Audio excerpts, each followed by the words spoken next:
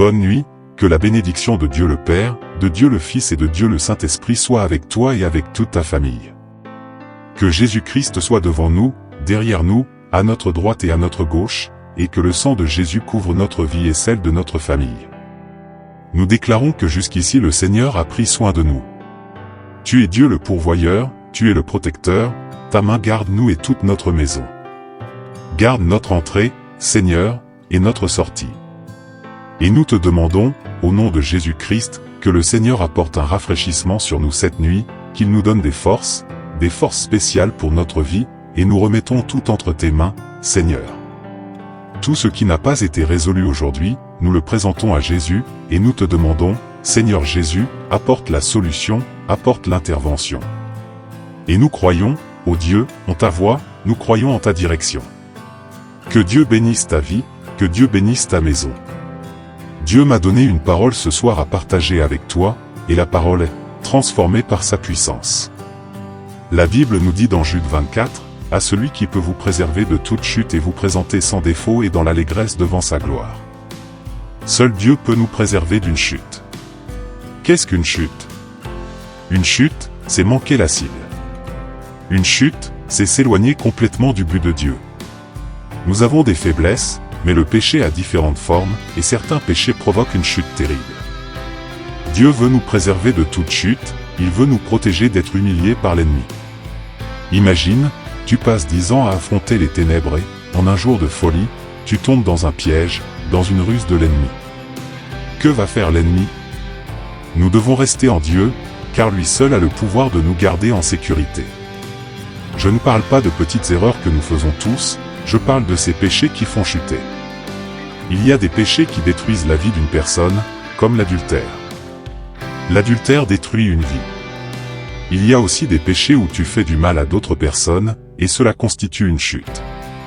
Toute chute amènera la honte dans la vie de quelqu'un, mais pas seulement la honte, surtout un mal spirituel. La Bible dit que Dieu a le pouvoir de nous protéger. Quand Jésus est venu sur cette terre, il a traversé les mêmes épreuves que nous. Les mêmes tentations, les mêmes provocations que nous affrontons aujourd'hui, Jésus les a également affrontées. Et comment Jésus a-t-il triomphé de toutes ces choses? Si tu lis la parole, tu verras qu'il s'est toujours appuyé sur elle.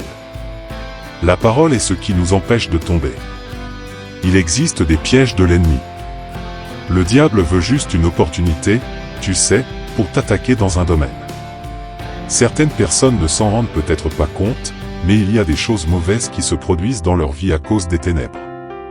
Tu vois quelqu'un en parfaite santé, et soudain il a un grave problème au genou, une blessure qui l'exclut d'une grande opportunité que Dieu lui avait donnée.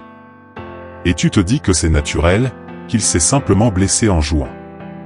Oui, bien sûr, il y a des explications naturelles, mais il y a aussi des réalités spirituelles, des brèches que l'ennemi peut exploiter pour causer cela. Comme je l'ai souvent dit, nous avons tendance à tout naturaliser, à penser que tout est simplement une question de circonstances naturelles, mais il faut comprendre que quand nous nous rapprochons des promesses de Dieu, nous rencontrons nos plus grands défis. Le diable a tenté Jésus juste avant que Jésus ne commence son ministère. De même, avant que nous vivions les promesses de Dieu, l'ennemi prépare des pièges. La Bible dit dans Hébreux 2h18, « Car, ayant lui-même souffert d'être tenté, il est capable de secourir ceux qui sont tentés. » Cela signifie que si je reconnais qu'il s'agit d'un piège et que je demande l'aide de Dieu, il me soutiendra, il m'aidera à échapper à cette tentation. Le Seigneur me donnera une issue, ouvrira une porte là où il n'y en avait pas, pour que je puisse m'en éloigner. Pourquoi est-il si important d'échapper à la tentation et au péché? La Bible dit dans Jean 8h34, « En vérité, je vous le dis, quiconque pêche est esclave du péché. » C'est ce que l'ennemi veut, qu'une personne soit complètement soumise à lui pour pouvoir agir dans sa vie, dans son mariage, dans ses finances. Nous ne devons pas donner de place à l'ennemi.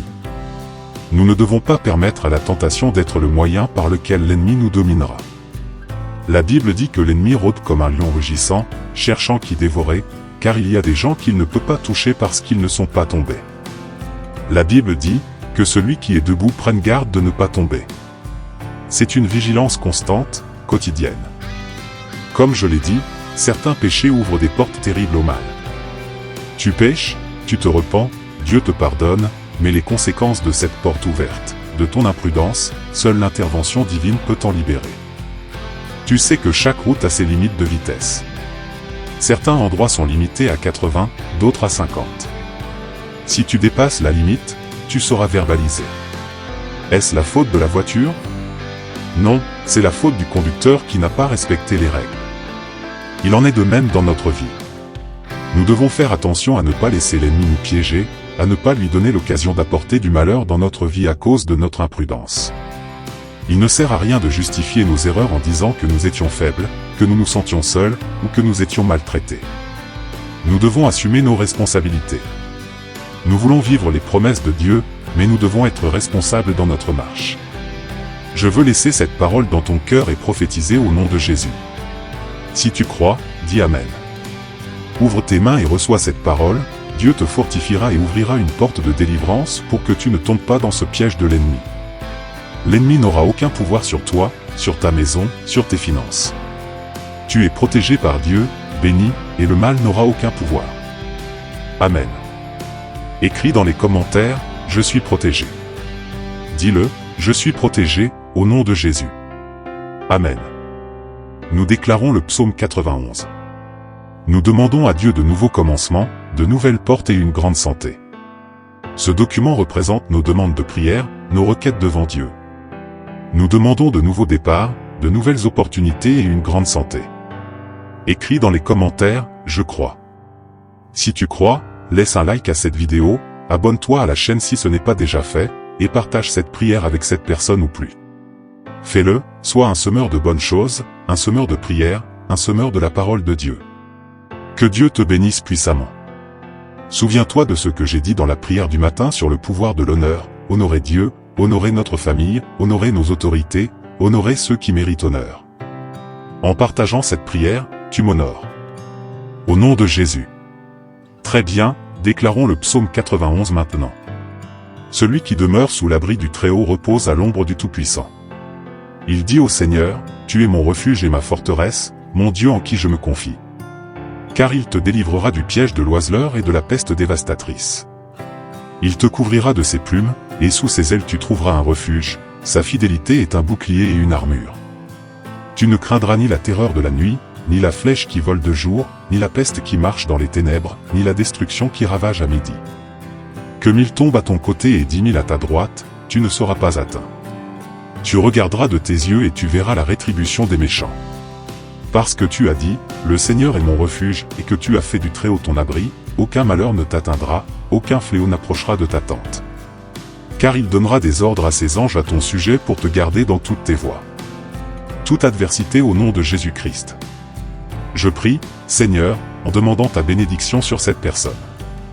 Je prie en demandant, Seigneur, ta grâce sur cette vie au nom puissant de Jésus-Christ. Sois gardé par Dieu, sois protégé par le Père au nom de Jésus-Christ. Je te bénis, toi et toute ta maison, et je déclare que tu vas prospérer, que tu vas changer, qu'il y aura transformation. Je prie aussi pour la plus grande bénédiction de toutes, que le salut soit présent dans toute ta maison au nom de Jésus. Amen et Amen.